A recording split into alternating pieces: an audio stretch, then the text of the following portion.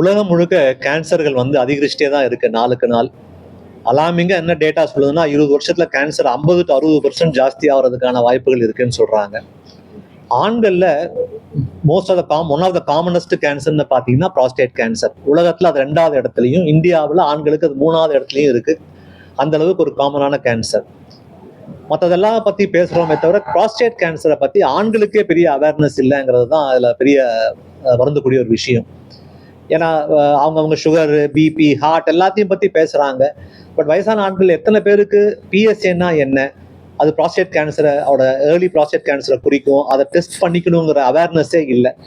So இது இந்த awareness இல்லாத போது என்ன ஆகுதுன்னா எங்ககிட்ட வர பேஷண்ட்ஸ், ப்ராஸ்டேட் கேன்சர்ல வர பேஷண்ட்ஸ் ரொம்ப அட்வான்ஸ் ஸ்டேஜில் வராங்க. கிட்டத்தட்ட ஒன்லி 1/4 or 1/3 கம்மியாக தான் பேஷண்ட்ஸ் ஏர்லி டயக்னோசிஸில் இருக்காங்க. மித்த வரக்கூடிய 70 to 80% of patients are all advanced கேன்சராக தான் இருக்குது. ஸோ இதை எப்படி அவாய்ட் பண்ணலான்னா, ஒரு 50 வயசுக்கு மேலே இருக்க ஆண்கள் எல்லாருமே ஆனுவலாக வருஷத்துக்கு ஒரு முறை இல்லை அட்லீஸ்ட் 2 வருஷத்துக்கு ஒரு முறையாவது ஒரு பிஎஸ்ஏ பிளட் டெஸ்ட் பண்ணிக்கிட்டு ஒரு யூராலஜிஸ்ட் கிட்ட அப்பப்போ காமிச்சுக்கிறது பெட்டர். ஏன்னா இது வந்து எந்த சிம்டமும் காட்டாது. அதுதான் இதோட பெரிய ப்ராப்ளமே.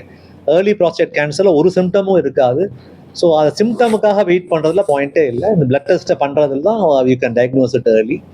இந்த டயக்னோஸ் பண்ணுறதுனால ஏன் ஏர்லியாக டயக்னோஸ் பண்ணுறோன்னா, கிட்டத்தட்ட 100% அதை குணப்படுத்திடலாம் ஏர்லியாக டயக்னோஸ் பண்ணால். அது இப்போ இருக்கிற மாடர்ன் மெடிசன்ஸில், modern surgery like robotic surgery மூலியமா அதை டைமுக்கு அந்த ப்ராஸ்டேட் கிளாண்டை கரெக்டாக எடுத்துட்டோம் அப்படின்னா தே கெட் நியர்லி 100% அவங்களுக்கு குணமாயிடும். அப்படியே சரி முடியல, அந்த மாதிரி ஏர்லியாக டயக்னோஸ் பண்ண முடியல, அவங்க கொஞ்சம் ஸ்ப்ரெட் ஆகிடுச்சு, இல்லை அட்வான்ஸ்டாக கூட இருந்தால் கூட இப்போ இருக்கிற சில மெடிசன்ஸும் மாடர்னாக வந்திருக்கிற மெடிசன்ஸும் ரொம்ப எக்ஸ்பென்சிவாக அந்த மெடிசன்ஸ் எல்லாம் கூட விலை கம்மியாயிட்டு அவங்க கிட்டத்தட்ட ஓரளவுக்கு நார்மலான இயல்பான வாழ்க்கையை நடத்த முடியுங்கிற சுச்சுவேஷனில் இருக்குது. அது இல்லாமல் கிட்டத்தட்ட வருஷம் ப்ராஸ்டேட் கேன்சர்லாம் நல்லபடியாக நிறைய புது மருந்துகளும் நவீன மருத்துவங்களும் வந்துகிட்டே இருக்கு. கிட்டத்தட்ட கேன்சரை மோரார்லெஸ் குணப்படுத்த முடியுங்கிற அளவுக்கு சுச்சுவேஷன் போயிட்டு இருக்கு. ஆனால் இது எல்லாத்தையும் மக்கள்கிட்ட கொண்டு போய் சேர்த்து இதை பற்றி ஒரு அவேர்னஸ் கொண்டு போகணுங்கிறதுனால தான் செப்டம்பர் மாதம் முழுசாக ப்ராஸ்டேட் கேன்சர் அவேர்னஸ் மந்தாக செலிப்ரேட் பண்ணுறோம். அதை முன்னிட்டு Asian Institute of Nephrology Urology ஒரு 4500 ரூபாய்க்கு வர டெஸ்ட்டுக்கு எல்லாத்தையுமே ஃப்ரீயாக செஞ்சு இந்த மாதம் முழுக்க அதை பேஷண்ட்ஸ்க்கு ஒரு பெனிஃபிட்டாக கொடுக்கலான் இருக்கோம். இதை யூஸ் பண்ணிக்கிட்டு பேஷண்ட்டும் அதை யூஸ் பண்ணி அந்த டயக்னோசிஸ் பண்ணிக்கிட்டு, அது இல்லாமல் யாரெல்லாம் தெரிஞ்சவங்க இருக்காங்களோ அவங்ககிட்டலாம் சொல்லி இந்த அவேர்னஸும் மேலே எல்லாருக்கிட்டையும் கொண்டு போய் சேர்த்தணுங்கிறது தான் எங்களோட குறிக்கோள். இதுக்கு தான் உங்கள் ஊடகத்தில் கூப்பிட்டு இதை பற்றி நாங்கள் பேசியிருக்கோம். நன்றி. டைரக்ட் வாக்இன் தான் சார். டைரக்டாக வாக்இன் பண்ணி ரிஜிஸ்டர் பண்ணணும். பட் ஜஸ்ட் ஒரு டேட்டாக்காக எங்களோட பேர் இதெல்லாம் பண்ணிக்கிட்டு அப்படியே டைரக்டாக டெஸ்ட்டுக்கு போயிடலாம். சார் ஃப்ரம் 18 செப்டம்பர் இன்னிலேருந்து for month long till 18 October வரைக்கும் அது பண்ணுறோம். எலிஜிபிலிட்டி கிரைட்டீரியா சார் சொன்ன மாதிரி இந்த ப்ராஸ்டேட் கேன்சர்ன்றது 45 இயர்ஸ் ஃபேமிலி ஹிஸ்ட்ரி இருந்தால் 45 இயர்ஸ் ஸ்க்ரீன் பண்ணணும். ரெகுலர் சாமானியமாக அந்த ஹிஸ்ட்ரி இல்லை, ஃபேமிலி யாருக்கும் இல்லை, பட் நம்ம செக் பண்ணிக்கணும் 50 இயர்ஸ் அப்படின்றத அந்த எலிஜிபிலிட்டி கிரைட்டீரியாவை 40 இயர்ஸ்க்கு மேலேன்னு வச்சிருக்கோம். மற்றவங்களுக்கு செக் பண்ணி இந்த பிஎஸ்சிலாம் செக் பண்ணி பிரோஜனம் இல்லை யங்கர் அடல்ட்ஸுக்கு. ப்ளஸ் இது ஆண்களுக்கான எக்ஸ்க்ளூசிவ் கேன்சர்ன்றதுனால இது மென்னுக்கு மட்டும்தான். இது 2 தான் கிரைட்டீரியா. மற்றபடி anybody can walk in and get this test. ஏன்னா 45 வயசுக்கு கீழே ப்ராஸ்டேட் கேன்சரோட இன்சிடென்ஸ் பார்த்தீங்கன்னா கிட்டத்தட்ட 0.01% தான். ஸோ அவங்களுக்கு ஸ்க்ரீன் பண்ணி இதில் பிரயோஜனம் இல்லை. ஸோ 45 வயசுக்கு மேலே 50 வயசுக்கு மேலே தான் காமன். அதனால அந்த ஏஜில் பண்ணால் போதும். எந்த உறுப்பு ரொம்ப பாதிக்கப்படும்? ப்ராஸ்டேட் கிளாண்ட்லேருந்து ப்ராஸ்டேட் கிளாண்டுக்கு வயதான பிறகு பெரிய ஃபங்க்ஷன் ஒன்றும் கிடையாது. அது சின்ன வயசுல குழந்தை பிறக்கிறதுக்கு விந்துல வரக்கூடிய ஒரு உமிழ்நீரை செக்ரீட் பண்ற கிளாண்டு தான் அது. ஸோ பெருசா வயசான காலத்துல அது பெரிய யூஸ் இல்லை. பட் என்ன அப்படின்னா அதுலேருந்து வரக்கூடிய புற்றுநோய் எந்த சிம்டமும் இல்லாம எல்லா இடத்துக்கும் பரவலாம், எங்க வேணா பரவலாம். ரொம்ப காமனா அது பரவக்கூடியது, ரொம்ப அபாயகமான விஷயம் என்னன்னா அது காமனா பரவக்கூடிய இடம் போன்ஸ். ஸோ எலும்புகளுக்கு பரவும் போது அது கிட்டத்தட்ட ஒரு எலும்பு உருக்கி மாதிரியே ஆயிடும் அந்த வியாதி. கிட்டத்தட்ட ஒரு எலும்பா அது பரவ ஆரம்பிச்சு பேக்கு, கை, கால் எது வேணா உடைய ஆரம்பிக்கும். இது ரொம்ப பெயின்ஃபுல்லா இருக்கும் அந்த டெத். அதுதான் இதுல பெரிய விஷயம். இது வந்து ஒன்றும் பரவிடுச்சு சும்மா அவங்க அப்படியே மெதுவா அப்படியே எந்த சிம்டமும் இல்லாம இருக்க மாட்டாங்க இல்லை. ஒன்ஸ் பரவ ஆரம்பிச்சுன்னா உடம்பு வலியும் எலும்பு வலியும் ரொம்பவும் இருக்கும் அவங்கள. அதனால தான் இதை ஏர்லியா டயக்னோஸ் பண்றது ரொம்ப முக்கியம்னு சொல்ல வந்தது. ஜெனட்டிக் மட்டும் தான் சார்.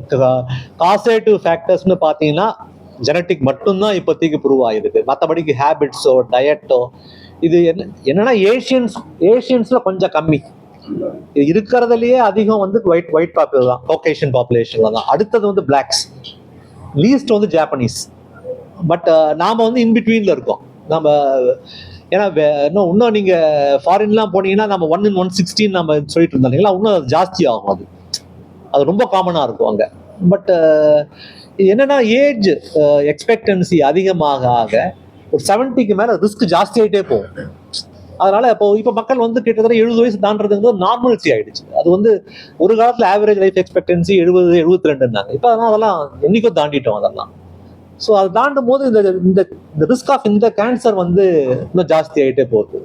ஸோ உடம்ப ஆரோக்கியமாக பார்த்துட்டேன், இருதயத்தை பாதுகாத்துக்கிட்டேன், சுகரை கண்ட்ரோலில் வச்சுக்கிட்டேன், வாக்கிங் போனேன், அதெல்லாம் ரைட்டு தான். அதெல்லாம் ஒரு பக்கம் இருந்தாலும் கடைசியில் இதெல்லாம் பண்ண ப்ராஸ்டேட் கேன்சர் பற்றி எனக்கு தெரியவே தெரியாது. இதை தான் நிறையா பேர் சொல்கிறாங்க. ஹெல்த்தி லைஃப் வாழ்ந்தேன் சார், இப்போ திடீர்னு ப்ராஸ்டேட் கேன்சர்னு சொல்கிறீங்களே அப்படின்னு. ஹெல்த்தி லைஃபுக்கு ப்ராஸ்டேட் கேன்சருக்கும் சம்மந்தம் இல்லை. அதை நம்ம ஏர்லியாக பிடிக்கணும்னா ஒரே வழி இந்த பிளட் டெஸ்ட் தான். வேக்சினேஷன் இது வரைக்கும் இல்லை, ப்ராபப்ளி டெவலப் பண்ணலாம். அது ரொம்ப அட்வான்ஸ்டு ஸ்டேஜில் அதை கண்ட்ரோல் பண்ணுறதுக்கு சில வேக்சின்ஸ் இருக்குது, ப்ரிவென்ட் பண்ணுற வேக்சின்ஸ் இல்லை. இப்போ இது ஃப்ரீ கொடுக்குறீங்க, அதர் டைம்ஸில் வரும்போது இதோட ஸ்க்ரீனிங் சார்ஜஸ் வரும்.